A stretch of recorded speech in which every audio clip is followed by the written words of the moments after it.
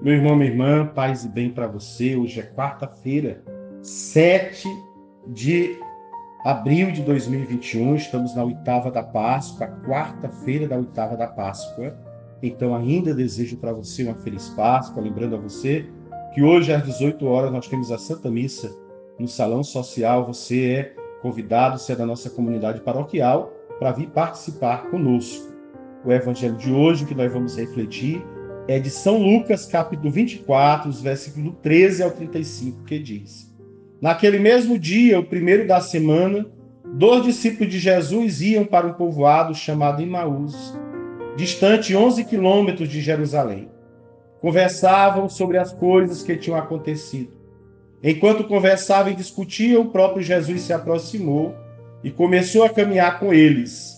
Os discípulos, porém, estavam como que cegos e não o reconheceram. Então Jesus perguntou: Que ides conversando pelo caminho? Eles pararam com o rosto triste.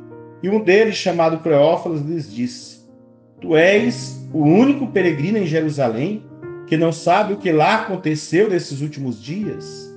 Ele perguntou: O que foi? Os discípulos responderam: O que aconteceu com Jesus, o Nazareno, que foi um profeta poderoso em obras e palavras, diante de Deus e diante de todo o povo. Nossos sumos sacerdotes e nossos chefes o entregaram para ser condenado à morte e o crucificaram. Nós esperávamos que ele fosse libertar Israel, mas apesar de tudo isso, já faz 3 dias que todas essas coisas aconteceram. É verdade que algumas mulheres do nosso grupo nos deram um susto. Elas foram de madrugada ao túmulo e não encontraram o corpo dele. Então voltaram dizendo que tinham visto anjos e que estes afirmaram que Jesus está vivo. Alguns dos nossos foram ao túmulo e encontraram as coisas como as mulheres tinham dito. A ele, porém, ninguém o viu. Então Jesus lhes disse: Como sois sem inteligência e lentos para crer em tudo que os profetas falaram. Será que o Cristo não devia sofrer tudo isso para entrar na sua glória? E começando por Moisés e passando pelos profetas, ele explicava aos discípulos todas as passagens da Escritura que falavam a respeito dele. Quando chegaram perto do povoado para onde iam, Jesus fez de conta que ia mais adiante. Eles, porém, insistiram com Jesus, dizendo: Fica conosco, pois já é tarde e a noite vem chegando. Jesus entrou para ficar com eles. Quando se sentou à mesa com eles, tomou o pão, abençoou, partiu e lhes distribuía. Nisso os olhos dos discípulos se abriram e eles reconheceram Jesus. Jesus, porém, desapareceu da frente deles. Então um disse ao outro: Não estava ardendo nosso coração quando ele nos falava pelo caminho e nos explicava as Escrituras? Naquela mesma hora, eles se levantaram e voltaram para Jerusalém, onde encontraram os 11 reunidos com os outros. E estes confirmaram: realmente, o Senhor ressuscitou e apareceu a Simão.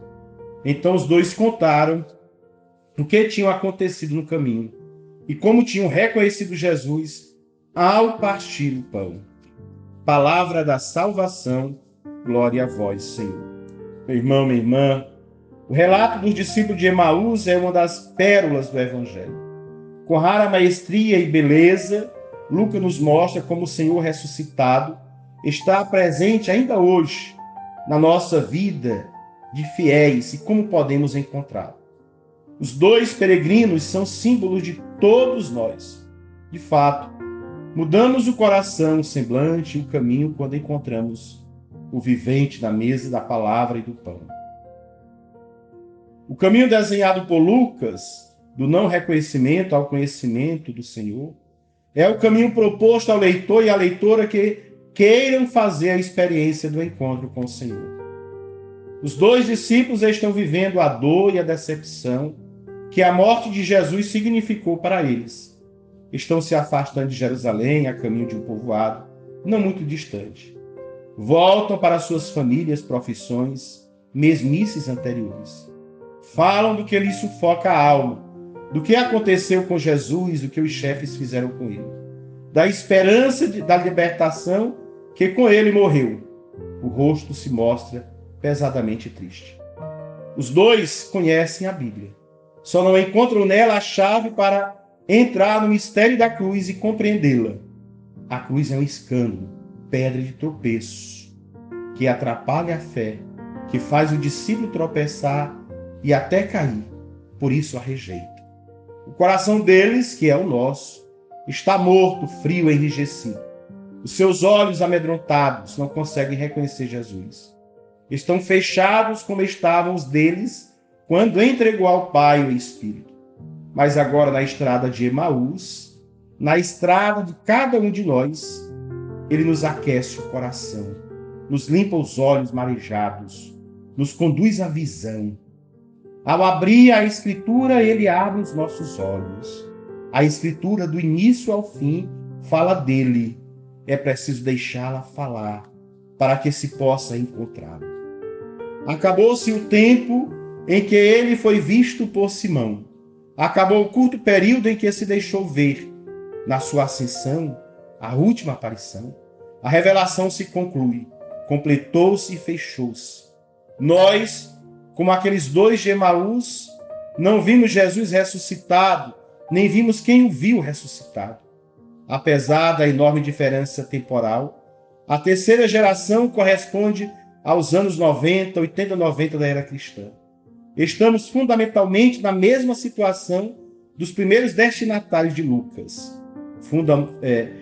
Fundamos a nossa fé na palavra que nos transmite o testemunho das testemunhas oculares.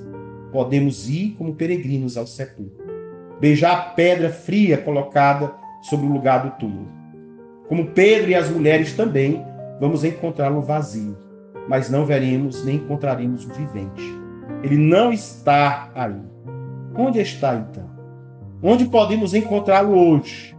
Ele está pelas estradas do mundo, indo de cidade em cidade até que seu reinado não chegue para nós. Está à procura da ovelha perdida, porque o Pai, junto ao qual ele mora, não quer que ninguém se perca. Ele se movimenta para transformar a saudade em esperança, e a esperança em grito de encontro. Vem, Senhor, como São Paulo em 1 Coríntios 16, 22 vai falar. Ele se aproxima de cada um de nós, de todos nós, como se aproximou dos dois viajantes de Emaús, para transformá-los em peregrinos e missionários. Pisa os passos da nossa decepção e da nossa esperança, da nossa morte e da nossa vida. Encontra-nos no caminho, no nosso caminho, associando-nos ao seu caminho, ao seu caminhar. Fica conosco nas nossas paradas e nas nossas paragens.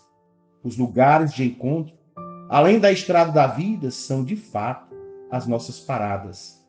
A palavra que o anuncia em o seu caminho de sofrimento, como do servo sofredor, e faz a revelação da sua ressurreição, é a primeira mesa. O seu gesto de partir o pão, a mesa dos irmãos e irmãs, é a segunda mesa. Duas mesas ou uma só? Difícil dizer. Na verdade, são distintas, como são o ouvir, que ouve a palavra, a boca, que come o pão, mas intimamente unidas, como a boca fala a palavra e come o pão. Deus é Emanuel, palavra hebraica que significa Deus conosco. Não é só aquele que é, mas aquele que é conosco. Como vai dizer muito bem João, é amor. Vitória sobre a solidão e a morte. Diálogo total, encontro pleno. Por isso permanece sempre conosco.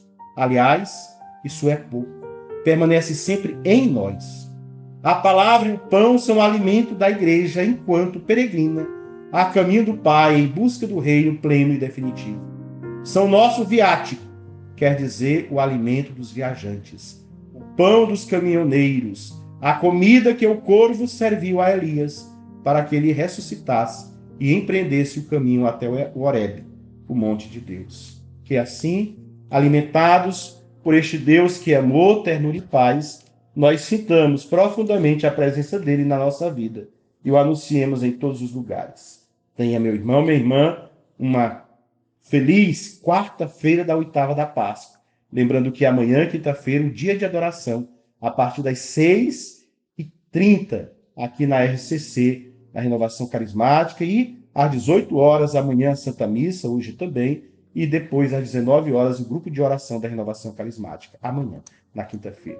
Fique com Deus, na graça do Pai, do Filho e do Espírito Santo. Amém.